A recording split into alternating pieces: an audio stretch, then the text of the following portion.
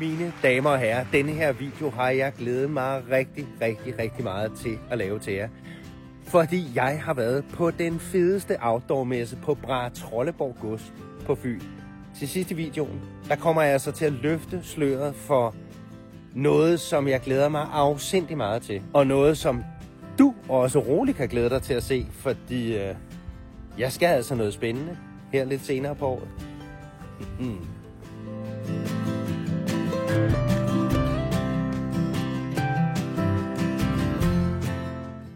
Det, at messen primært var en jagtmesse, var ret tydeligt, men der var heldigvis også en masse lækkerier til ganen, skabt af nogle fantastiske ildsjæle.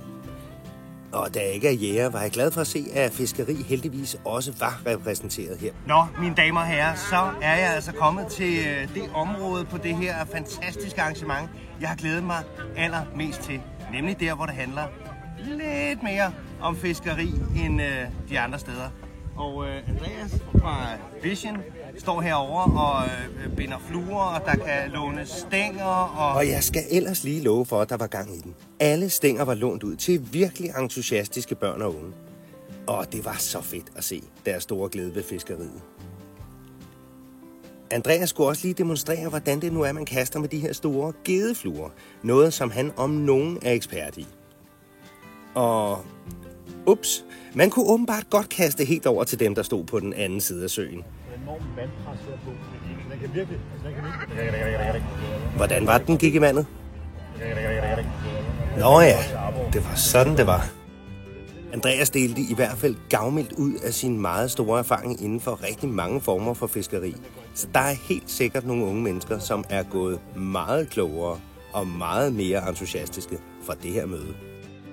Inde i det store grønne telt var Stine fra fiskerinderne i gang med at lave klipfisk. Eller hvad? Lige om lidt skal jeg hen hos fiskerinderne og lære, hvordan man tager en rigtig fed fiskeselfie. Så kan man komme ned og få taget et fiskeselfie. Sådan her? Ja, lige præcis. Så skal du lige lidt ned med hovedet. Det skulle faktisk vise sig ikke at være helt så nemt, men det var rigtig sjovt at få nogle gode fisk. Det er så blank jo. Blank fisk. Sådan. Yes! Den er stor. Næste gang vil jeg altså posere med en laks, som ikke er lavet af pap.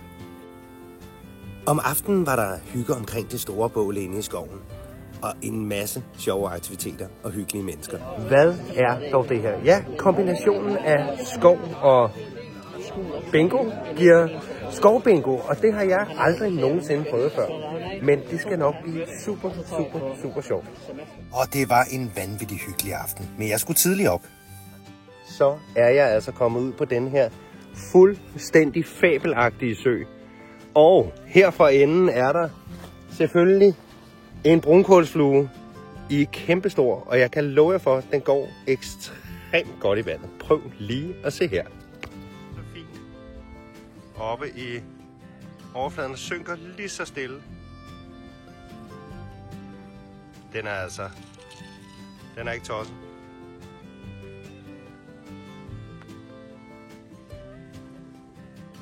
Den er helt vild. Synker ganske langsomt. Det her, det bliver dagens store fanger. Yes, så er vi altså i gang. Andreas han er herovre, og 2 dygtige spindfiskere i baggrunden. Det her, det er altså rigtig hyggeligt. Jeg har lige haft en lille gede på, men den hoppede jeg ikke, så det kan jeg jo sagtens sige. Men nu må vi se, om der ikke er nogen af de store.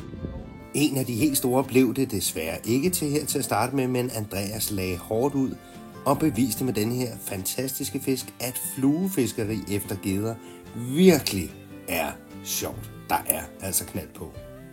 Nå, men farvel med dig, og kom tilbage, når du bliver større. Ja, mine damer og herrer, så skete det.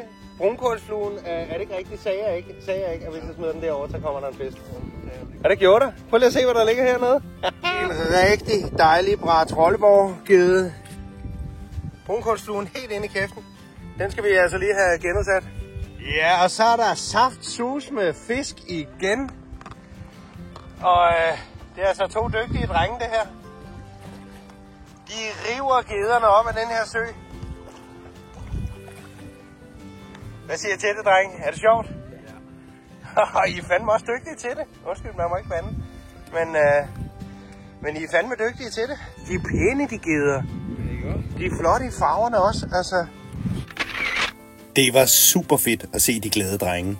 Men til alle jer sportsfiskere, hvis I ser de her to i fremtiden, så hold øje med dem, fordi de bliver farlige at konkurrere imod. Så var det blevet tid til en fantastisk morsom disciplin med det mundrette navn Fiske Agility Battle Bane Dyst. Og entusiasmen hos fiskerinderne var ikke til at skjule.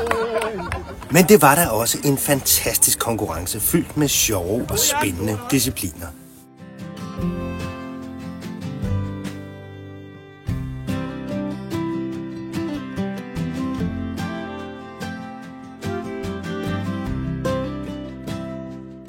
Så var det endelig blevet fiskerindernes tur, og tempoet var tårnhøjt lige fra starten. Her har de aftalt, hvem der skal toppe stødhegnet. Kalle er i hvert fald allerede på vej. Jeg tror, det bliver forlæst rundt. Nej, vi løber videre til fisken. Der kommer der der. Ja, det er stærkt. Det er større, hun var lige ved at hænge fast i den. Der er masser af fisk alle vejen. Åh nej. Ej, okay, var den glat? Stine, den er glat, det kommer bag på hende. Vent lidt. Ej, jeg kommer til at fuck den her fisk helt op. Ej, okay. Jeg har fanget den. Her. Den er godkendt. Den er super flot, den der. Så kører vi selfie. Og det er altså her, hvis der er nogen, der har SoMe game, så er det fiskerinderne. Så nu skal vi se, hvordan det kører. Og publikum i baggrunden, hvor de kan. Yes.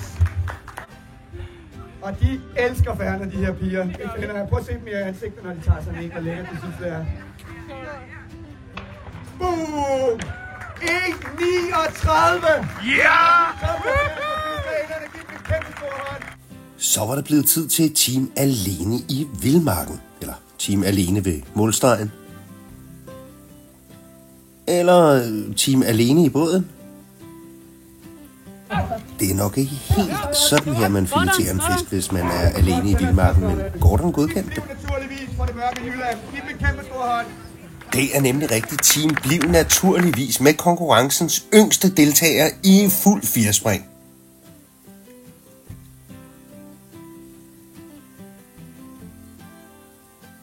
Og med både far og søn i båden kan det her kun gå godt.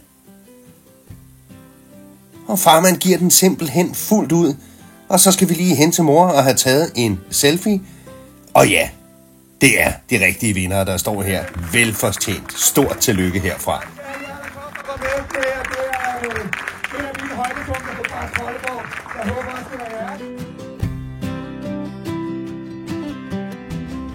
Så er det ved at være de aller sidste timer her på Brahetrolleborg, men der sker altid noget spændende på Fyn. Muligvis kommer der en fiskerinde. Altså, der skal havøren også springe. Nu fik vi sprunget nogle muskelfibre lige på inderlåret, men nu skal vi ud og se havøret, der springer. Det bliver spændende. Følg med på kysten. Vi ses. Desværre havde jeg kun et par timer. Jeg skulle have slået ihjel her, mens bilen stod og ladede op. Men Fyn er simpelthen så smuk, og der er så mange gode fiskepladser. Så jeg har besluttet mig for at komme igen. Og også lave en hel film til jer, som skal hedde Mit Fynske Efterår. Håber vi ses. Hej hej.